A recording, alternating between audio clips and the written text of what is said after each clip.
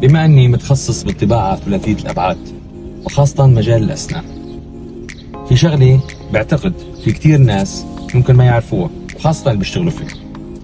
مو كل الطابعات البرينترز تعطي نفس الدقة، والدقة لازم تنقاس ونتأكد منها، لأنه هي الأساس بنجاح الشغل.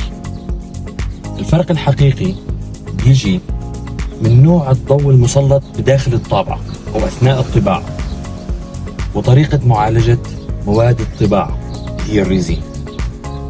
أي فرق بسيط ممكن يحدد نجاح أو فشل العلاج بالكامل.